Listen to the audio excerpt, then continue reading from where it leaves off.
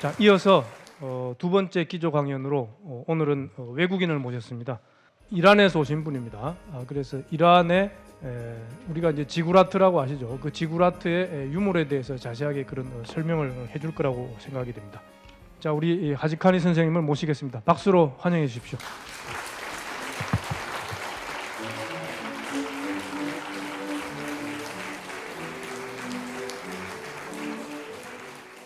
Hello, ladies and gentlemen. My name is Mahdi Hajikhani. I'm from Iran.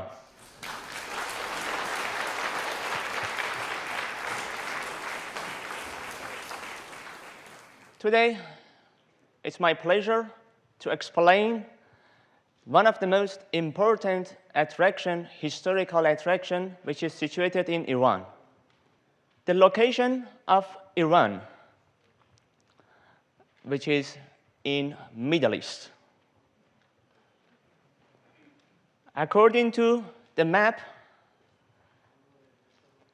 there is 17 countries. The countries which is situated in Middle East. Iran, which has the green colors at the middle. North side, you can see the Caspian Sea. And in southern side is Persian Gulf. Iran has a shared border with Afghanistan and Pakistan in right side. West side, there is shared border with Iraq, Turkey. Northwest, Azerbaijan, Armenia. In southern side, Kuwait, Saudi Arabia, Qatar, United Arab Emirates, Bahrain. Iran, surrounded by two range mountains from northwest to northeast called Alborz Range Mountain, which is the highest point of Alborz Range Mountain is around 5,671 meters above sea level, which is the highest volcanic mountain in Asia and highest pyramid-shaped mountain of all around the world. Eastern side, from northeast to southeast part of Iran, there is another range mountain called Zagros Mountain. So the reason that I explain the mountain is exactly back to the ziggurat, which is inspired by the mountain. The meaning of ziggurat means mountain. That's why lots of ziggurat that we have in Mesopotamia had the mountain shape. So, attention to the map. The capital, which is Tehran, and also the name was called Persia. The name of Iran called Persia. Since 1920s, the name changed to Iran. What does it mean, Iran? Iran is inspired by Aryan. The meaning of Iran means the land of Aryan. So let's talk about one of the first dynasty of Persia, which was called Elamite dynasty, or Elam in Korean language. The time of Elamite dynasty started around 3000 before Christ, 3000 BC, till 7th century before the Christ, BC. It was exactly the same time that we had Mesopotamian civilization. Everyone knows about the Mesopotamian civilization, which is Sumerians, Babylonians, and Akkadians. So it was the same period of time that in Persia, Elamite dynasty was exist. So in Elamite civilization or dynasty, we had 5 states controlled by several brothers. It was like the federal system. The older brother was in charge to rule the capital, which was Susa. In Persian language, we call it Shush. Susa, this is the capital of Elamite dynasty. On that time, called Dur Untash. Dur Untash was the name of the capital of Elamite dynasty.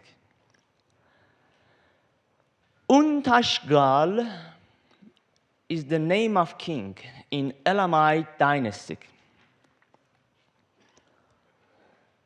who was ordered to build magnificent ziggurat of Chogazambil. Again, according to the map, you will see the situation of Elamite dynasty was very close to the Persians, Parthians, and Medians. So Persian and Medians, those respect to the Elamite dynasty. Here you can see several different types of ziggurats.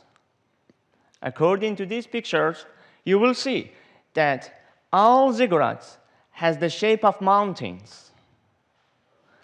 The meaning of ziggurat is exactly mountain. Like formal time, people those live on top of the hill. So most of the historical hill or archaeological hill that we have, it was like the ziggurat. In Persia or in Iran, we have lots of ziggurat, which is the most important one is ziggurat of Chogazambil. This is my lovely ziggurat, Chogazambil, situated in southwest part of Iran.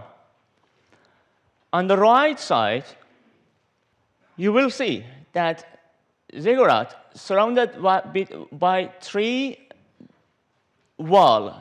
The first layer or the first wall, the second wall, and the third wall. So each wall, each part of the city, it actually is the city. Each part belongs to special group of people. So ordinary people live in the third layer or the third line of the city. The second one or the middle one belongs to priest. In this layer, we have several temples. It's actually the complex. We have several temples in ziggurat. And the final one, the central one, is the royal section. The royal families could enter to this section. The size of ziggurat, 105 meters. It's actually huge. 105 meters to 105 meters is the size of ziggurat. The most important things of the building, each corner showing exact geographical direction. It means exact north, exact south, exact east, and exact west, showing exact direction. So I'm talking about 1,250 years before the Christ. They got the knowledge to recognize the exact direction. Normally, the building, each floor is built on the previous one, I mean the lowest one. So it seems that the second floor was built on the first floor. But in ziggurat of Chogha-Zanbil, each floor built from the ground. So they are not connected with each other. A person, I mean the king in Shushinak, ordered to build this magnificent ziggurat of Chogha-Zanbil to give as a present, as a gift to Inshushinak, the goddess of Elamite dynasty. So, step by step, enter to the next level was a bit difficult. So, lots of people could enter to first floor. But from the first floor to the second floor was difficult. One by one, getting difficult, especially from the fourth floor to the fifth floor, was impossible. The reason which is impossible is just because catching the God is impossible. No one could catch the God. Reaching to God is not easy. You have to try a lot. So, the color, if you attention to the color of the last floor, the color of last floor is glazed color, is blue. The material is glazed brick. So glazed brick could save the light of the sun during the day and shining at night. Ordinary people, they believe that shining floor or shining room is the house of the God. That's why at night it's shining. So whole material of ziggurat of Chogha-Zanbil is sun-dried brick.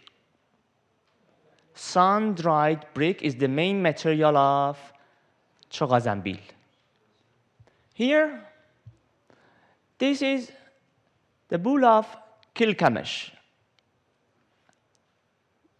I know that lots of members here knows about Gilgamesh history, the story of Gilgamesh. This is the bull of Gilgamesh, which was found at the entrance of ziggurat. There. It was the place that they found the bull of Gilgamesh. And at the back of the bull, we have cuneiform inscription telling the story of Gilgamesh and Untashgal. This is called cuneiform inscription. Elamite dynasty was the first dynasty who invented writing. The writing called cuneiform inscription. We have 3 cuneiform inscription in Iran or in Old Persia. One called Elamite cuneiform inscription, the second called Babylon cuneiform inscription, and then Persian cuneiform inscription, which is back to the Achaemenid dynasty. Each 10 lines of ziggurat, in each 10 lines of brick working, there is 1 line brick with inscription on it. So, according to the inscription, they explain the story of Inshushinak and Untashgal. So, in most part of the ziggurat, you will see this type of brick inscription has the same meaning and the same writing. Would like to show you the place which is exactly in front of the main gate of Ziggurat. This is the place that we believe it was the place for sacrifice. So people, those enter to the temple, enter to the Chogazambil, they prefer to brought some souvenirs or some animals for sacrificing. So this is the place that they put gift, present, or sacrificing animals here as a gift to the king or to the god who was in Shushinak. So here you can see that the brick decoration is covered with glazed. This is the material that I mentioned, glazed brick decoration that we found it in some part of ziggurat. The height of the ziggurat is around, it was 52 meters from beginning. By the time, unfortunately, destroyed, and the left pictures showing the modern ziggurat, which is now is around 25 meters. The most important things of ziggurat. Ladies and gentlemen, please attention to the pictures. This is the first irrigation system that we had. I'm talking about, again, 1,250 years ago. We move water from 45 kilometers far from ziggurat. First of all, I have to explain, beside of ziggurat of Chogazambil, we have two rivers, Dez and Karkhe. Dez river has 5 kilometers distance from ziggurat. But we have two reasons which was not possible to bring waters from Dez river. The first reason, the level of the water in Dez river was below of the temple, so it's impossible to move up the waters. The second reason, the type of water was salty. It was not drinkable. That's why, on that time, they prefer to move water 45 kilometers from Karkhe River to the ziggurat. But you know, the water after 45 kilometers, it's getting muddy. So we had another special system. We put some filter on the way of the water to make clean or refine the waters. So the type of the pipe, these are some small pipe. We call it tambushe. It's like the pottery pipe. It's like the pottery pipe, which is called tambushe. So one by one, they put beside of each other the type of filters that you can see, and then again there is others pipe, there is again filter to refine waters. Another relief that I could explain, the relief which is back to the Elamite dynasty. You can see there is a woman waving some cottons. And in front of her, there is the table which has fish. So, Elamite dynasty was very important for Iranian or Persian empires.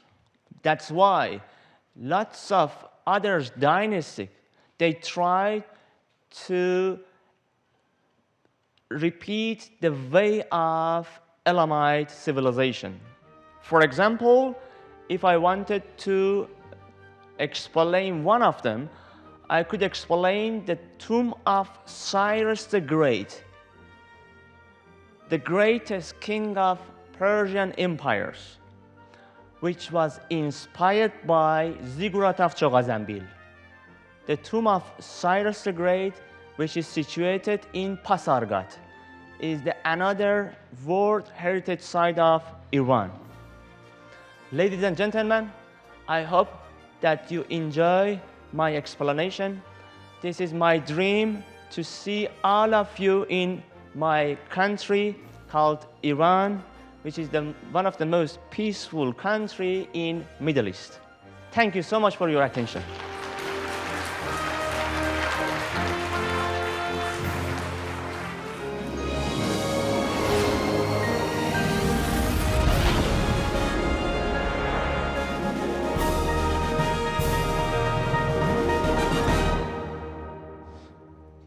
자, 이번에 발표해 주실 분은 윤창열 교수님의 원방각의 철학적 의미와 원방각 문화를 정해 듣도록 하겠습니다. 윤창열 교수님을 앞으로 모시겠습니다. 박수 부탁드리겠습니다.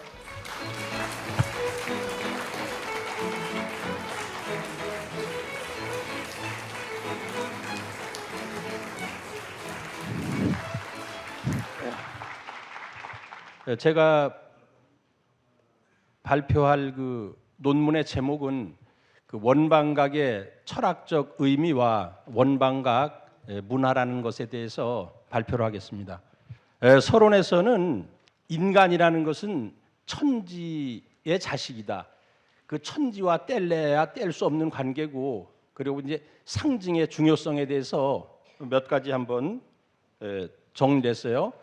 그 사람은 천지 속에서 삶을 영위해서 삼위일체 관계를 이룹니다. 그리고 천지는 인간을 비롯한 만유 생명의 근원이라고 말씀드릴 수 있고요. 인간의 신비를 풀고 진리의 근원을 탐구하자 한다면 천지를 떠나서는 그 해답을 찾을 수가 없습니다. 독일의 그 에른스트 카시러는 인간은 상징의 동물이다 이렇게 정의를 했어요.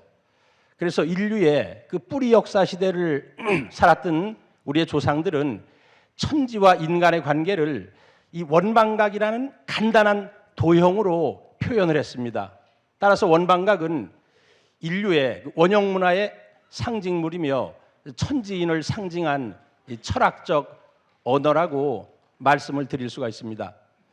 고대인들은 천지인을 상징하는 원방각의 도상을 그들의 삶 속에서 다양하게 표현하였고 이를 문화로 계승을 했습니다. 자, 원방각과 천지인 환단구기를 보면요, 사만고속이 개 10월 상일에 국중대회하여 축원단이 제천하고 제지즉 방구요 제선즉 강목이니 산상과 웅상이 계기유법냐라.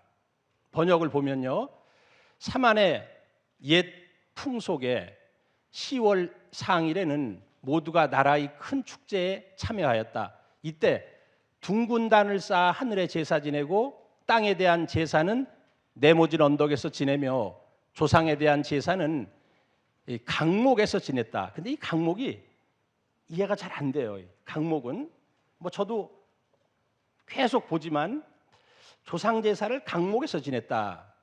그 앞으로 연구 대상이고요. 그리고 산상과 웅상은 모두 이러한 풍속으로 전해오는 전통이다. 그래서 이 천지인을 이제 원방각 도형으로 상징화해서 그것을 문화 속에서 활용을 했습니다. 그래서 원과 천에 대해서 사실은 저도 이 원방각에 대해서 원방각이 천지인을 상징하는데 그 원방각 속에서 천지인의 어떤 정신을 읽어낼 수 있을까? 그게 이제 논문을 쓰게 된 동기예요. 그래서 한번 정리를 해봤습니다.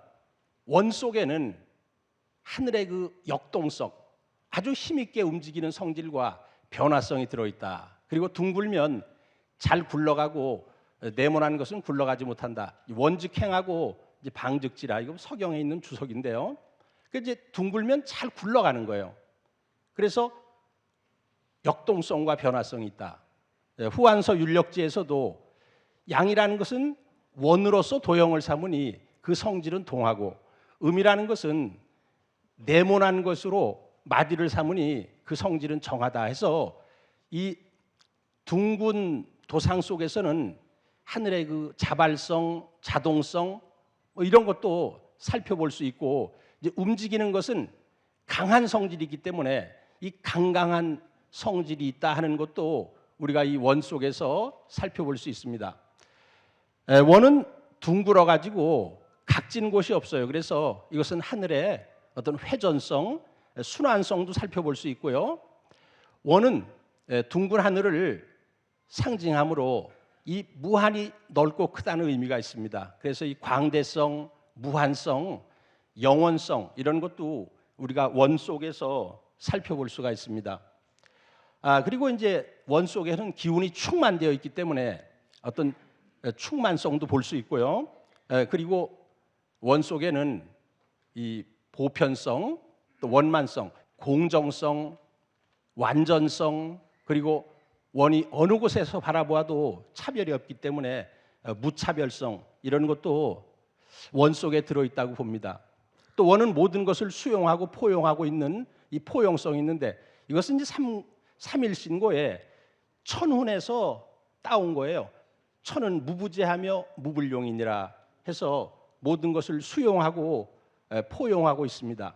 그리고 원에는 우리는 통일성, 일체성, 전체성, 그리고 원이 신해서 이 하늘이라는 건 굉장히 신비해요. 신비성, 그다음에 이제 시원성, 근원성. 이것은 원이라는 것이 모든 도형을 만드는 근본이 된다고 합니다. 기하학자들이. 그래서 시원성, 근원성 등도 우리가 이 원이라는 도형 속에서 읽어낼 수 있고, 그것이 모두 하늘의 정신이다 이렇게 말씀을 드릴 수가 있습니다.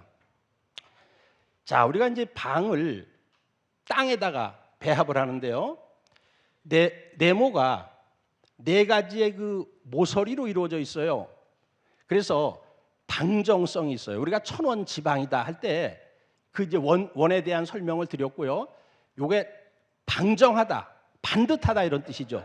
반듯하다. 그다음에 이제 유법성이 있다. 법칙을 읽어낼 수 있다는 거예요.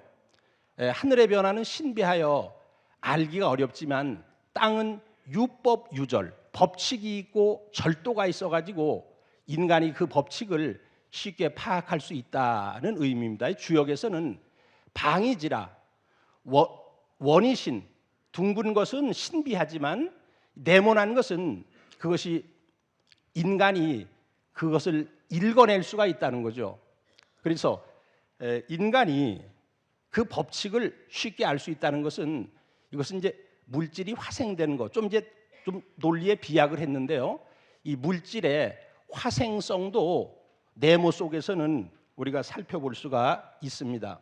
자, 그리고 네모난 방형은 이제 원형과 비교해서 상대적이므로 이 고정성, 안정성 이 둘은 원의 변화성과 좀 상대적이에요. 그리고 정태성, 원의 역동성과 상대적이고 좀 유한성, 원은 무한하지만 이건 유한성이 있고, 그다음에 분열성, 땅이라는 것은요, 이거는 원의 통일성과 이 전체성과 좀 상대가 되는 개념으로 한번 잡아봤고요. 그다음에 이제 충만성의 상대로 허핍성, 그다음에 강강성의 반대로 이 방 속에는 유약성도 읽어낼 수 있다. 그런데 이 마지막 제가 하나를 추가했어요. 이 네모 방형은 원형과 정향으로 정합하는 의미도 있다. 원의 각도가 360도이고 원에 내접하는 무수한 다각형 중에서 오직 사각형만이 내각의 합이 360도가 되어서 원의 360도와 네모의 360도가 정합하기 때문에 이 지구라는 것은 하늘의 정신과 정합하는 의미도 우리가 읽어낼 수 있다고 생각이 듭니다. 그 다음에 이제 인간을 세모로 표시했어요. 그래서 이게 이제 복원한 홍산 여신의 모습인데, 인간의 모습이 전체적으로 이 삼각형을 이루고 있어요. 이렇게 보면은 삼각형을 이루고 있고, 또 사람이 이렇게 두 다리를 벌리고 서 있으면은 이것도 삼각형의 모습이라고 생각이 듭니다. 머리에 꼭지점이 하나고 발이 두 개니까 밑에 있는 꼭지점이 두 개가 돼서 인간의 모습 자체가 이 삼각형의 모습이다. 이렇게 한번 생각해 보았습니다. 자, 그리고 천지 합일성을 읽어낼 수 있다. 이 세모 속에서는 이것은 이제 삼각형의 꼭지점이 위에는 하나가 있는데 이것은 하늘을 상징하고 아래에 있는 두 개가 있는데 이것은 땅을 상징하기 때문에 이 삼각형 속에는 하늘과 땅이 결합되어 있는 모습을 읽어낼 수가 있습니다. 세모라는 것은 3의 의미가 있잖아요. 그래서 이 완성의 의미가 있다. 셋은 공간적으로는 본중말을 상징하고 시간적으로는 시중종을 의미하는데 이 본중말을 갖춘 완성된 물체가 시중종을 통해 자신의 목적을 완성하는 목적 실현성의 의미도 읽어낼 수가 있고요. 이 삼각형 속에는 완전성, 그 조화성도 읽어낼 수 있다고 봅니다. 사람의 모습을 원방각으로 한번 표시하면은 사람 자체가 삼각형이라고 볼 수 있지만 머리가 둥그니까 이것은 하늘을 상징하고 그다음에 우리의 몸통은 이 네모로 볼 수 있고 다리 두 개는 이렇게 보면은 또 인간의 모습 속에는 천지가 전부 들어와 있는 원방각의 모습이 다 들어있다. 이렇게도 생각해 볼 수 있습니다. 자, 이제 원방각과 1, 2, 3을 배워보래요. 원에는 1, 방에는 2, 그 다음에 각에는 3의 숫자를 배워보라는데요. 이것은 환단국이 그 소도경전 본원에 나오는 말인데요. 원자는 일하니 무극이요, 방자는 이하니 반극이요, 각자는 삼하니 태극이니라. 이런 원문이 있어요. 그래서 원은 하나이니까 하늘의 무극의 정신을 뜻한다. 방은 둘이니까 하늘과 대비가 되는 땅의 정신을 말하고 이제 반극이라는 것은 극이 있다는 거예요. 반대로 각은 셋이니 천지의 주인인 인간의 태극 정신이로다. 물론 지금 우리가 쓰는 태극과는 조금 개념이 다르다고 생각이 듭니다.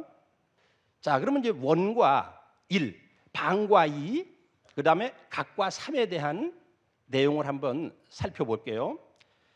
1은 이제 모든 수의 근원이죠. 2, 3, 4, 5, 6, 7, 8, 9, 10 나가는 모든 수의 근원이고 뿌리이고 가장 작은 수이면서 이 가장 큰 수이며 완전한 수가 1이 되는 거예요. 그러니까 이제 하늘이라는 것은 완전한 거죠. 모든 것의 시작인 것이고, 그다음에 이제 1은 우리가 이 태극수라고 그럽니다. 1태극이라고 얘기하는데 음과 양의 양극으로 이루어져 있어 음과 양으로 발전해 나갈 수 있는 이 분열성을 갖고 있어요. 그래서 1은 홀수이면서 짝수의 성질을 가지고 있다. 1이라는 숫자는요. 1이 양수인데 2의 음수로도 볼 수 있어요. 거기에 그것이 음양으로 분열해 나갈 수 있는 이 태극을 가지고 있는데 태극에는 음양이 4개가 있거든요. 그래서 그 속에 2가 숨어 있어요. 1 속에는 2가 숨어 있어요. 그래서 홀수이면서 이건 서양 학자들이 얘기한 거예요. 홀수이면서 이건 짝수다. 저도 이걸 보면서 야, 서양 학자들이 이를 우린 홀수라고만 생각을 하는데 짝수가 있다는 걸 보고 깜짝 놀랐어요. 야, 이걸 이 사람들이 태극을 한 것이 아니냐, 그런 생각이 들었어요. 그 다음에 이제 우리가 1이라는 것을 모든 수의 시작으로만 알고 있는데 그것이 분열했다가 하나로 통일되는 유니티의 개념과 하나됨, 완니스의 의미가 또한 있어요. 이제 많은 사람들이 이를 얘기할 때 1이라는 건 모든 것의 시작이고 뭐 근원이고, 그런데 그 1이 분열을 했다가 다시 1로 돌아오는 그 자리, 그것은 통일되는 자리고 완니스되는 자리를 간과할 수 있는데 그걸 한마디 제가 적어 놓았습니다. 자, 방과 2. 방은 말이에요. 많은 사람들이 의문을 갖죠. 방은 사각과 4개의 선으로 이루어져 있어요. 그러면은 왜 방을 왜 2라고 하냐 이거예요. 방을. 이것은 음이라는 것은 두 개가 하나를 이루기 때문에 4 나누기 2에서 2라는 숫자가 돼서 네모는 2라고 합니다. 젓가락이라는 것은 두 개가 하나예요. 두 개가. 그래서 음이라는 것은 두 개를 하나로 치기 때문에 4 나누기 2 해가지고 방을 4라는 숫자로 표시하지 않고 2라는 숫자로 표시하게 되는 겁니다. 신발은 두 켤레가 하나거든요. 지구는 참 지구라는 건 완전한 음양으로 되어 있거든요. 완전한 음양으로. 근데 지구라는 것은 동양과 서양, 남반부와 북반부 완전히 아주 이게 바다와 육지 이 두 개가 하나를 이루고 있어요. 그래서 이 음은 둘을 하나로 삼기 때문에 방이라는 것은 4 나누기 2에서 2라는 숫자를 표시합니다. 4라는 숫자가 아니고요. 그리고 2라는 것은 서로 양극성 가지고 있으므로 이 대립과 투쟁이 이 현실 속에서 이제 펼쳐지는 이제 무대가 돼서 이제 2라는 것은 또한 음양의 세계거든요. 음양의 대립성, 상극성에 대한 얘기도 한번 살펴보았습니다. 자, 각과 3인데요. 3이라는 숫자가 나오는 것은 두 가지 설이 있어요. 천일과 지가 합해가지고 3이 된다. 그래서 천지가 합해서 1 플러스 2에서 3이 되는 거예요. 그런데 1이 신장되어서 3이 되는 설도 있어요. 우리가 원의 지름과 원주의 비율이 3.14죠. 1대 3이에요. 그래서 원 자체에는 그것이 신장하면은 3이 됩니다. 이렇게 3이 나오는 것은 두 가지의 설이 있어요. 3은 천지인이 완성된 완성수이며 또한 생장성이 이루어져 생명의 목적이 이루어진 완성수가 됩니다. 우리가 봄에 씨 뿌려서 여름에 길러서 가을에 추수하거든요. 생장성 거기서 매듭을 짓거든요. 결실을 하거든요. 그렇듯이 천지만 가지고는 의미가 없어요. 천지 속에서는 천지의 이상을 실현시켜주는 인간이 존재할 때 우주의 목적이 실현되는 거죠. 인간의 위치가 그렇게 중요하다.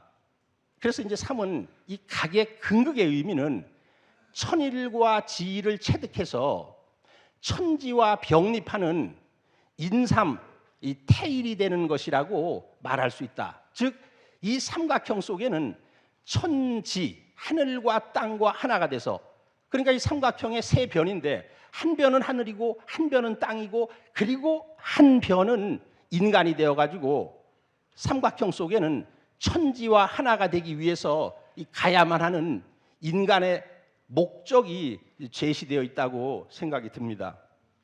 자, 이제는 우리 조상들은 이 원방각의 이론을 어떻게 그 삶과 생활 속에서 문화 속에서 이제 활용을 했는가 하는 것에 대해서 한번 살펴보고자 합니다. 자, 제천단에 있는 이제 천원지방 문화인데요. 이건 여러분들이 잘 알다시피 그 후기 홍산 문화 우하량 유적입니다. 우하량 유적의 이 제2지점에서 이 원형의 천단과 방형의 적속총이 나오게 되었어요. 그래서 하늘의 제사를 지낼 때는 원형의 제단을 만들어 놓고 천제를 지내고 사람의 그 무덤을 쓸 때는 방형의 무덤을 만들어서 돌을 쌓아가지고 무덤을 만들었어요. 이렇게 해서 그 천원 지방을 활용을 하는 걸 볼 수 있어요. 이 천단을 보면은 요 3단으로 되어 있어요. 하나, 둘, 셋 이렇게 3단으로 이루어져 있어요. 그래서 이 하늘이라는 것은 우리가 지름과 원주의 비율이 1대 3이었듯이 하늘이라는 것은 그 자신을 용으로 구체적으로 드러낼 때는 이 3으로 드러낸다는 거예요. 그래서 이 3단의 건축물을 만들었던 겁니다. 자, 이제 지금 그 원형 제단을 복원한 그림인데요. 요 주위에다가 뺑 둘러가면서 요게 밑에가 구멍이 뚫렸어요. 이 통형관을 주위에 배치했어요. 그래서 사람들은 여기에 대해서 이제 많이 연구를 해요. 이건 뭐 하늘과 땅이 소통하기 때문에 통형관을 했다. 어떤 사람은 저기에다가 꽃씨를 뿌려가지고 꽃을 피웠다. 뭐 이런 설도 있고요. 어쨌든 이 상하가 뚫린 원통형의 관을 가지고 주위를 둘렀습니다. 지금의 이 그러니까 홍산문화 후기라는 것이 기원전 3000년에서 3500년이거든요. 그러니까 5000년에서 5500년 전에 그 천원 지방 제천 문화가 지금까지 내려와서 이 북경의 천단을 보면 요 3단으로 되어 있어요. 1단, 2단이 3단으로 되어 있고 그리고 이것이 주위에는 방형으로 둘러싸고 있어서 이 천원 지방의 제천단이 지금까지도 전해 내려오는 모습을 볼 수가 있습니다. 그리고 이제 우리 강화도 마리산의 그 참성단에 보면은 이렇게 거기는 이제 이 위에가 네모나게 돼 있고 아래가 그 원으로 돼 있어서요. 이것이 그 지천태를 이루고 있어요. 아마 이걸 보면은 단군 할아버지가 이걸 쌓으실 때 근극적인 이상 세계는 천지 비에서 오는 것이 아니라 지천태에서 온다는 것을 알고서 이렇게 쌓은 것이 아닌가. 이 태백산의 천재단을 보면 여기도 이 바깥은 둥글게 돼 있고요. 이 안에 그 네모난 그 구조물이 들어 있습니다. 그래서 천원지방의 모습을 가지고 있고요. 두 번째는 그 중국 홍산 문화의 옥기를 보면요. 옥기가 전부 이제 둥근 모습이 전부 많아요. 네모나고 중간에 구멍이 뚫린 것도 있어요. 그리고 세모난 것도 나옵니다. 옥기를 만들 때. 그래서 이 홍산 문화 사람들이 이 천지인을 원방각으로 형상화하는 철학을 알고 있었다고 생각이 듭니다. 뭐 우리가 보면은 원형의 옥기가 제일 많이 나오지만 방형의 옥기 속에 가운데 구멍을 뚫어 놓은 것이 나와요.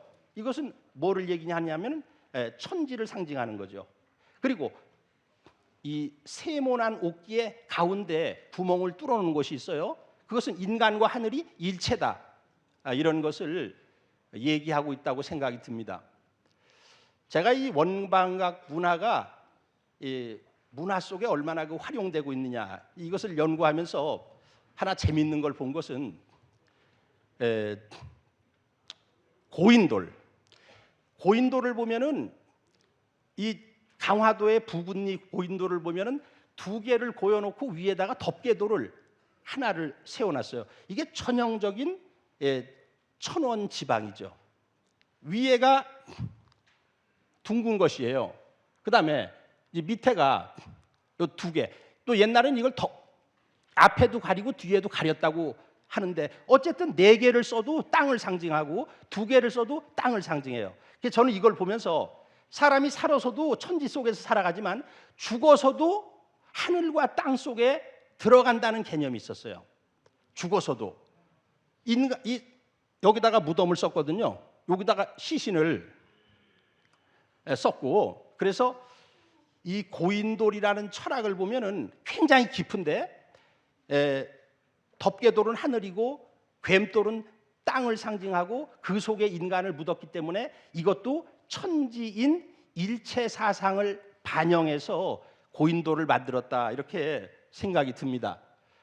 자 그리고 이것은 뭐 흑융화 문화의 백음장안의 석관 적성묘인데요. 여기에 이제 이 둥그런 석환이 둘렸어요. 둥그렇게. 그리고 이제 둥그렇게 여기다가 돌을 쌓았거든요. 그리고 이 속에는 네모나게 석관을 두었어요. 그런데 이것이 흑융화 문화니까 이게 지금으로부터 한 8,000년 전 문화인데요. 이것이 지금 우리가 무덤을 쓸 때도 네모난 관을 땅 속에 묻고 둥그런 봉분을 만드는 것이 이것이 천원 지방의 그런 철학이 우리가 무덤을 만드는 것에도 지금까지 남아 있는 것이라고 생각이 듭니다. 그리고 이제 윷놀이 속에 담겨 있는 이 천원 지방 원리인데요.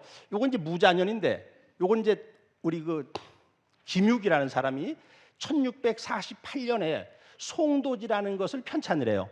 송도지를 편찬하면서 이 김육은 이 둥근 것은 28수를 상징하고 요게 28개거든요. 요 가운데는 북극성을 상징하고 그리고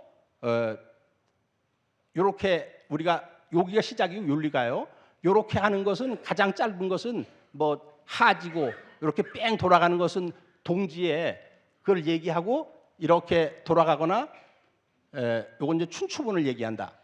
자, 여기에서는 뭐 저는 그런 그 유세 철학에 대해서 얘기하는 것이 아니라 유 속에 들어 있는 이 천원 지방을 얘기하는데 유판에 밖에 그 원은 하늘을 상징하고 안에 네모난 것은 땅을 상징해요.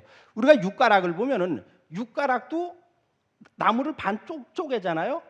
위에가 둥근 것은 천원 하늘을 상징하고 아래가 네모난 것은 지방을 상징한다. 이렇게 말씀을 드릴 수가 있습니다. 자, 그다음에 저는 이제 이 훈민정음 속에도 훈민정음의 그 모음이 점하고 의하고 이가 천지인을 상징했다는 건 다 알아요. 그런데 자음은 훈민정음 해례본을 보면은 발음기관의 모형을 본떴다고만 돼 있지 원방각 천지인의 모형을 본떴다는 말이 없어요. 그렇지만 저는 이 자음이라는 것은 원방각을 변형시켜 가지고 자음을 만들었다. 더군다나 3세 가륵대 삼낭을보륵이라는 사람이 이 가림토 문자를 만들었을 때는 그들은 그 천지인에 대한 철학을 알고 있었기 때문에 저는 이 원방각에서 자음이 파생되었다고 생각을 하고 있습니다. 자, 그다음에 이제 이 궁중 문화 속에 천원지방인데요. 우리가 그 사극을 보면은 임금 가슴이라든가 어깨라든가 이런 것을 붙이는데 그걸 임금이 쓸 때는 보라고 얘기합니다. 근데 임금은 둥근 것으로 쓰고 신하들은 가슴이나 등에다가 붙이는 것을 흉배라고 하는데 네모나게 붙이게 됩니다. 여시춘추를 보면은 임금은 원으로 상징하고 신하는 네모로 상징한다고 얘기를 하고 있어요. 그래서 아주 철저하게 이 임금은 둥근 것을 사용하고 신하는 네모난 것을 사용합니다. 궁중에서 상을 볼 때도 임금에게는 둥근 상을 올렸고 신하는 네모난 상을 올렸다고 합니다. 이것은 이제 그 정원을 만들 때도 이건 창덕궁에 있는 부용지인데 이 연못이 네모난 연못에다가 가운데 둥근 섬을 만들어요. 그래서 이것도 천원 지방의 문화를 본따 가지고 활용을 했습니다.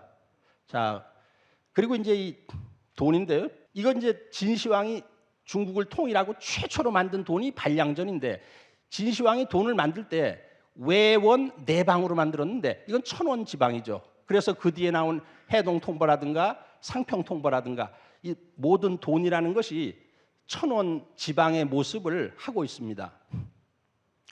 그리고 옛날에 그 호패를 찾는데 이 호패도 여기 둥글게 돼 있어요. 여기가 위에가 둥글게 돼 있고 밑에는 이렇게 네모나게 돼 있어요. 그리고 지방을 쓸 때도 여기는 이렇게 둥글게 돼 있어요. 끝에는 둥글게 돼 있고 그 밑에는 이렇게 네모나게 돼 있어서 우리나라 사람들이 이런 그 호패라든가 지방 속에서도 천원 지방 문화를 활용을 하고 있습니다. 자, 이제 마지막인데요. 우리가 이 베개를 벨 때 이 남자는 이 베갯모를 둥글게 수를 놓아요. 둥근 것에다가 이 여자는 이렇게 네모나게 만들어요. 그래서 천원 지방이 남원 여방으로 남자는 둥근 것이고 여자는 네모난 것이다. 이렇게 발전을 시켜서 그 원방각 문화를 활용한 것을 살펴볼 수가 있습니다. 자, 이상으로 그 원방각에 함유되어 있는 그 천지인의 정신 그리고 원방각을 1, 2, 3으로 표시할 수 있는데 그 1, 2, 3에 담겨 있는 내용 그리고 우리 조상들이 그 원방각 문화를 그 생활 속에서 활용한 것에 대해서 살펴보았습니다. 감사합니다.